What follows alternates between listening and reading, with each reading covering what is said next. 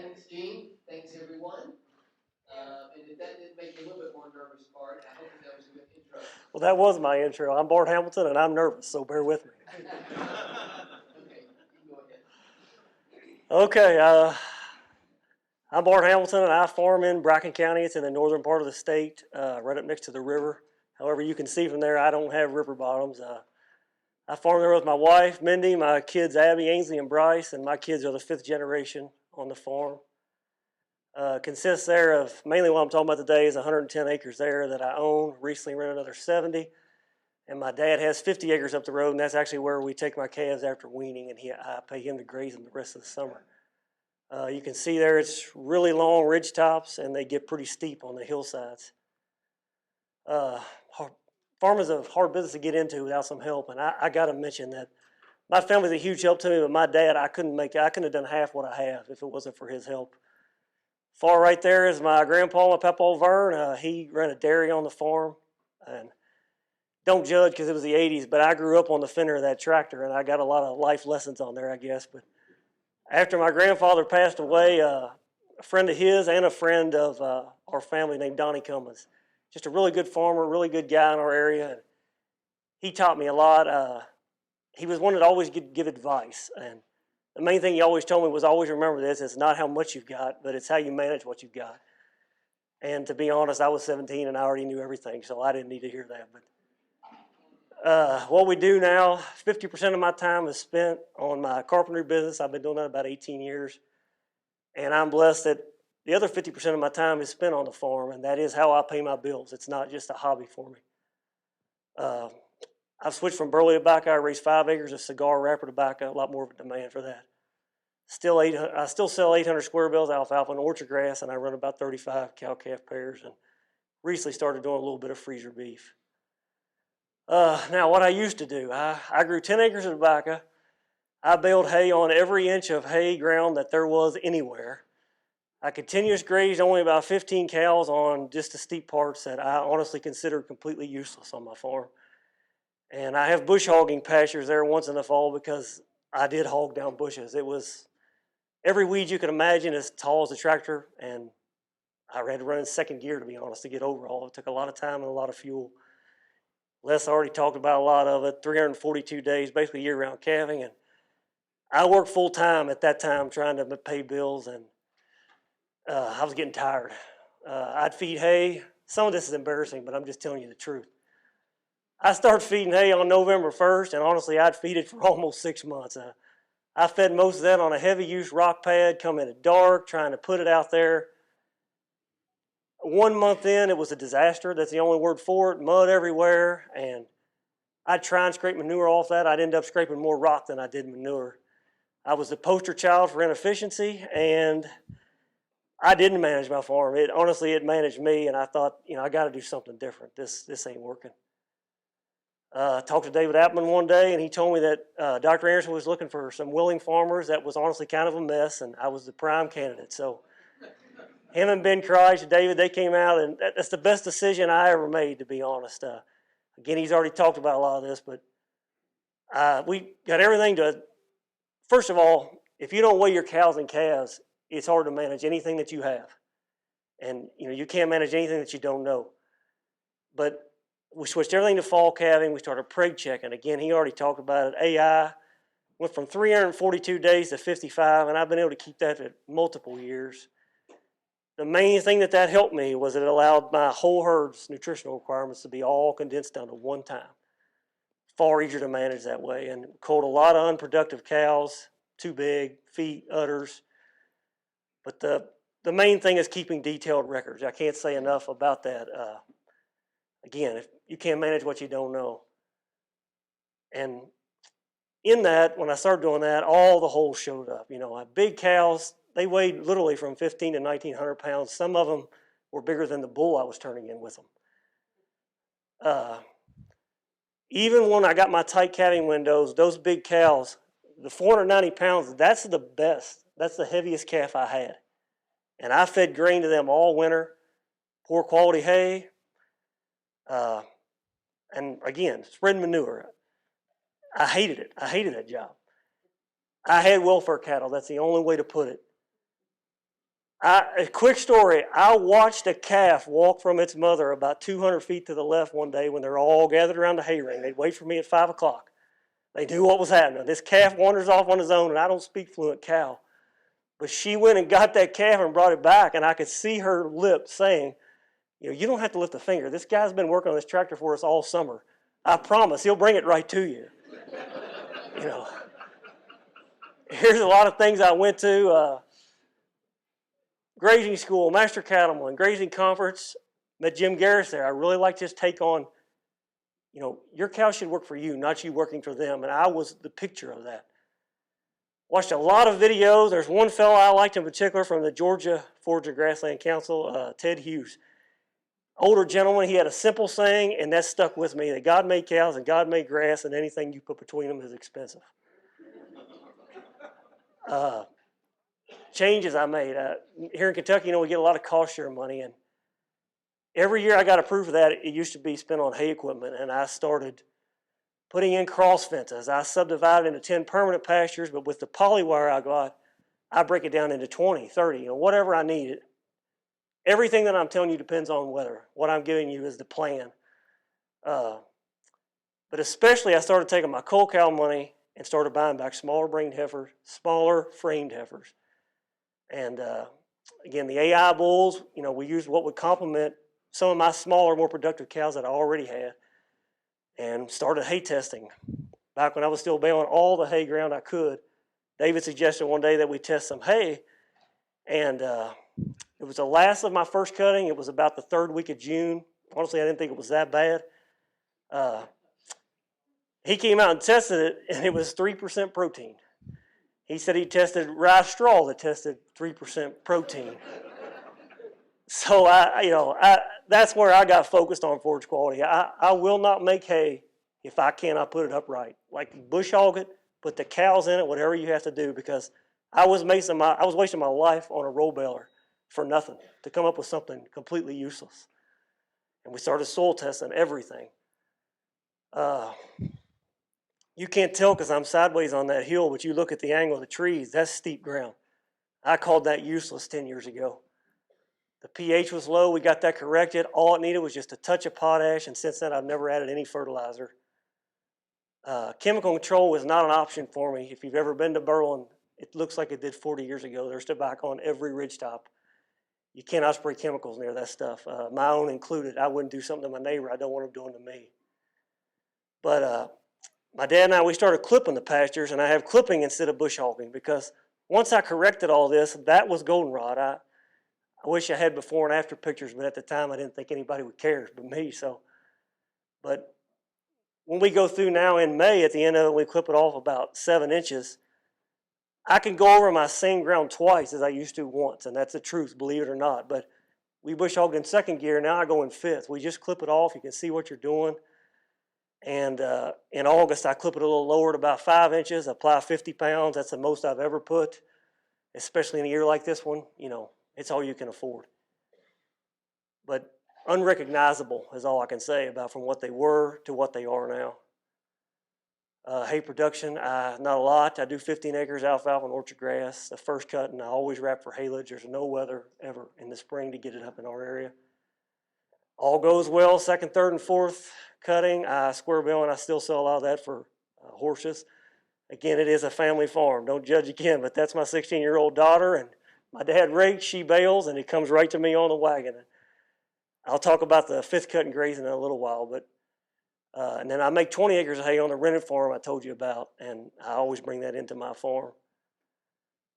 How grazing works for me, you can see behind me, some of the other fields, that's not mine, but this side here, that's just coming on April 1st, and I feel like if my yard needs mowed, my cows can start working. So we start in on it then. It'll get away from you before you know it. April, May, and June, I rotate really fast through all of them because, again, it grows so quick, I can't keep up with it. July and August, I slow down everything, and I go up on top those ridge tops of what is my far more productive ground, what I would have never turned a cow in, just a few years ago.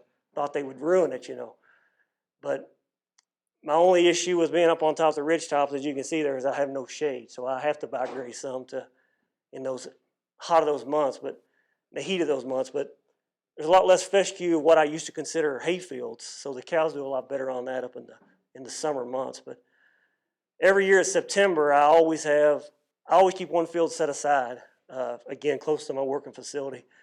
I'm every year, trying to grow the herd. I'm always calving heifers, and if you've ever done that, you know that there's no task too simple that they can't overcomplicate. So we got to stay close. But then in October, the wrapper tobacco that I talk about, it's a really fast growing crop, 70 days from when I set it to when I harvest it. So a lot of times I'm harvesting tobacco in July, and there's a cover crop there on the right.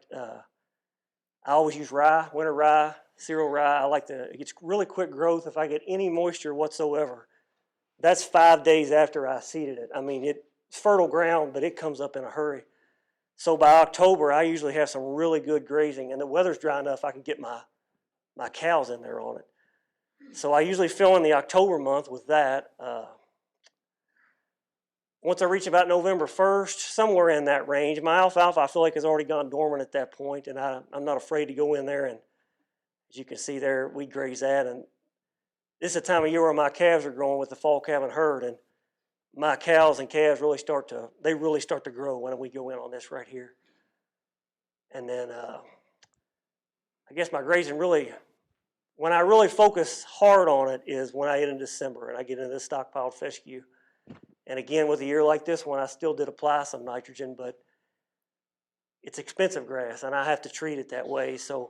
But you can see the rolling hills. There's no exact science to how and where I set up my pasture, just wherever I can cross it. I can get across these hollers, these steep hills. And the cows, honestly, they'll show you. They tell me when I need to move it. If I didn't allot enough, I know. Whether I've given them 2 days, 3, they kind of let you know. They know what they're doing. When I was really sold that this was going to work on January 26th a couple years ago, David came out the morning. I took this picture right where those cows are standing, and he pulled a forage test, and that's what it is. 12% protein, 64% TDNs, and a feed value of 111. Even with focusing on forage quality, putting up the best hay I can. I can't really do that with anything other than alfalfa and orchard grass. Grass hay is hard to put up in my area that way. I usually run out of my stockpile then about mid-February. I can usually make it up into February. And this may sound crazy, but I love the small square bales to fill in the gaps. When the snow and ice comes, there's nothing better than a pretty morning, snow on, and my kids get involved. They climb up on top of that thing, and we go out. Wherever the cows are, just drop a few flakes off. And when you're feeding good quality hay like that, it doesn't take much. Just a few flakes for 35 cows. And at this point, 35 pretty good sized calves, But it keeps them going. It keeps everything moving right along. And after I run out, I like to feed up my haylage first. A neighbor of mine let me borrow actually a hay unroller. And you can see if I go back here, if I can operate this thing. On the right there, when that pasture gets like that, sometimes I get some a little bit chewed up, but that's when I like to go in there in into February, 1st of March, and frost seed some red clover on it. And with this bale unroller, I've been unrolling some. I attempted the unrolling down the hill thing. 2/3 of them will end up in a lake or a holler or almost hit a calf. It doesn't work for me very well. But when I can control it, they don't waste a speck of that good haylage. I mean, they eat every speck of it, and it helps the cows trample in that red clover seed just a little bit. And that field looks chewed up right there, but I'm telling you, in the spring you don't even know it. It kind of fixes itself. But where was I here? All right, I've been doing a little bale grazing myself. I know that's what they've been talking on all morning. I promise I didn't know that. This was in my presentation, but I know we're here to talk about forage, but I got a picture of the back on here. But to explain this was one field. My hay barn is in the center of it. So I only broke it up by the hay barn. It's the same dirt, it's the same everything. And I decided to do my own bale grazing test. So the field on the left here, I did no bale grazing on. The field on the right, I bale grazed pretty heavily for 2 winters. I made a lot of mistakes and learned. I won't talk about that because they already did, but way too many bales close together. But I had to make some adjustments. But 2 years of bale grazing on the right, and no bale grazing on the left. But this is good ground. I mean, this is some of the best I have. And that is actually, that's good tobacco at the day I took this picture. So we soil tested both sides of this field. And the left side needed a full amount of fertilizer to grow a crop of tobacco. The next slide I'm going to show you needed none. It was off the charts on everything. All it needed was some nitrogen. And there's the crop I grew on the right. Again, that's the same day. To me, that's money in the bank. There's nothing, I purchased half the commercial fertilizer, and you see the difference there. And I've also grown some sorghum Sudan when I'm changing fields over, when I'm going from old fescue. We've worked in some novel end-of-flight fescue, and I grew that on another spot where I bale grazed with no added fertilizer at all. When it comes time to weaning, I go back. This time of year, it's usually getting pretty muddy, and I know that it might look crazy there, but when I'm putting 500 and 600 pound calves back out on that rye, they don't chew it up as much as the cows, So I wean them on that. I fence line weed them just for a week or two before they move up to my dad's farm that's actually been rested all winter. And I attempted one time to not graze the cows on it in October because I thought I'd have way more growth, and I thought I'd have a whole lot more for my calves to eat come March, but it was just the opposite, where I didn't graze the rye at all. It was a matted down mess once it went through winter because it would get so tall, it was useless. So when I grazed it off with the cows in October, the fresh regrowth, because it grew all winter, it worked a lot better for me that way. This is one of my favorite pictures. Believe it or not, I'll throw David under the bus, but he ran the scale. But that's the truth right there. That's a 1,250 pound cow. That's a steer calf. I steered him the day he was born, and he weaned at 736 pounds. And again, from what I was to that, that's no grain to that point. And that cow, I just think, what if I had 50? She does that it's easy. She makes it look easy. I got other cows that can wean 650. She's kind of abnormal, but I got a lot of cows weaning 600, 650 pound calves, but it pulls them down, and she doesn't pull her down. There's just a quick comparison. 1,500 to 1,900 pounds. My best weaning weight was 490. Now 1,200 to 1,400 pound cows, and my average is 560. And that's with losing a few cows, as Les said earlier. And that's a little embarrassing there, but that's the truth. You feed 15 cows rolls of hay for 6 months of the winter that was stored outside. I fed 200 rolls of hay, at least. And last year I fed 35 cows, and again, at that time when I start feeding, we're talking some big calves, 100 rolls of hay. My cows were a muddy mess. Now they're pretty well spotless. One of my favorite parts, again, I told you I grew up on the fender of a tractor. A lot of that was spent spreading manure. Maybe it made me grow to hate it. I don't know, but I hate that job. But I sold my manure spreader. Now in the spring, I sit on the porch and watch the manure spreaders run up and down the road, and I'm drinking coffee. Frustrated to happy. In conclusion, I've had a lot of people tell me that like what I'm trying to do is some new way of farming. I believe we went full circle. It's the oldest way of farming. Book of Job's thousands of years old. Ask the animals what they think. Let them teach you. Put your ear to the earth and learn the basics. Proverbs. Good planning and hard work lead to prosperity, but hasty shortcuts to poverty. I'm honestly just managing what the good Lord put here. Grass grows, cows eat. If I match them up at the right times, whether diesel fuel's $1 or $6, corn's $2 or $8, fertilizer's $3 or $1,200, I think good cows and good grass can be profitable. That's all I got. There's 20 years and 15 minutes for you. So.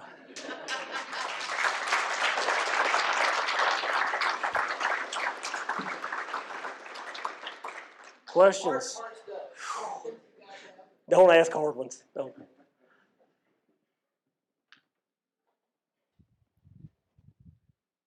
did you start? What was the first thing that you did? The program with Dr. Anderson, record keeping.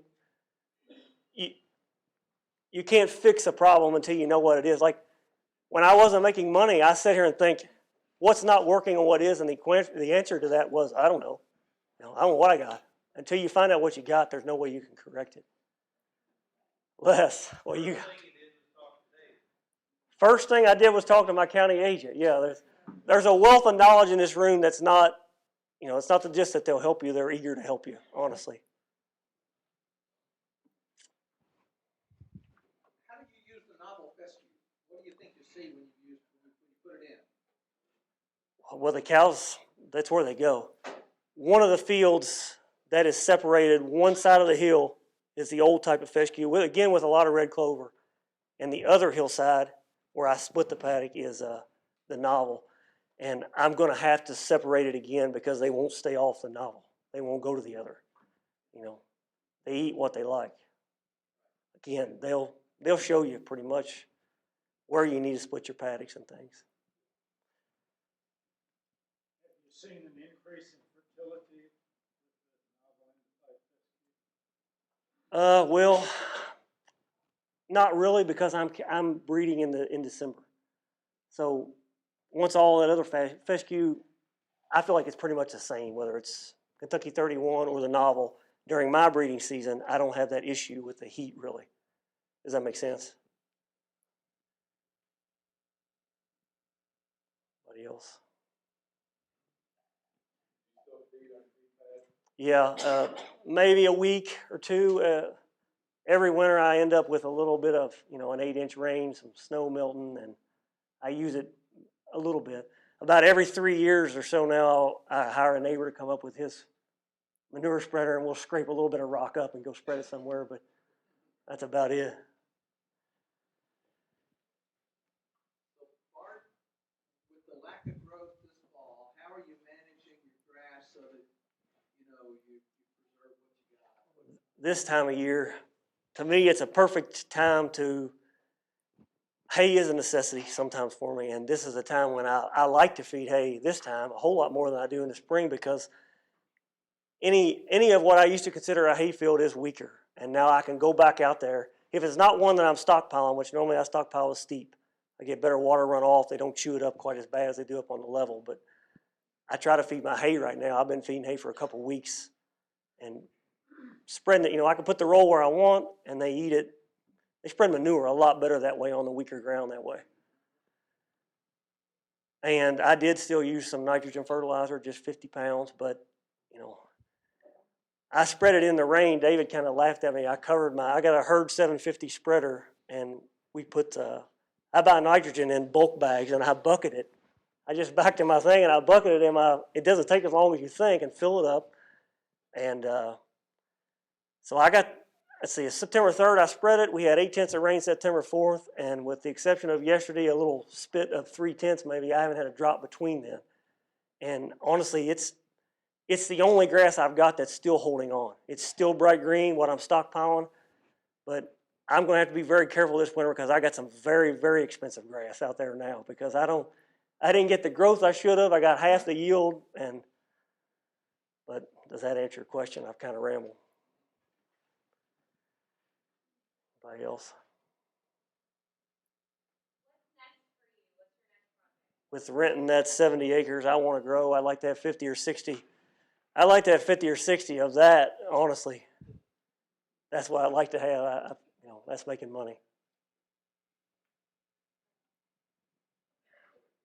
Yes, Les. You're not going to let me off here. My goal is for you to have a load of steer. I'd like that too, yeah.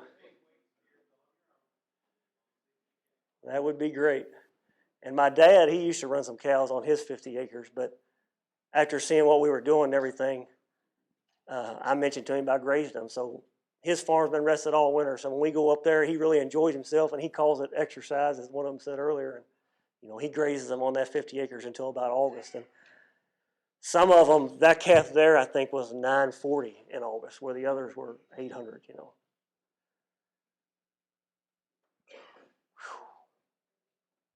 said you use AI. Do you have a cleanup bull? Yes, I do run a cleanup bull. This year, as Les said, we did 2 rounds of AI, so 81% of them were breds. I only had, maybe 6 cows to get with the bull. But yeah, I do still use a cleanup bull. And I don't own any bull, and I never will again. I like to rent them. It's a whole lot easier to get that bull gone, Fastest way to have a calving season like I had was have a bull around all the time. Anybody else?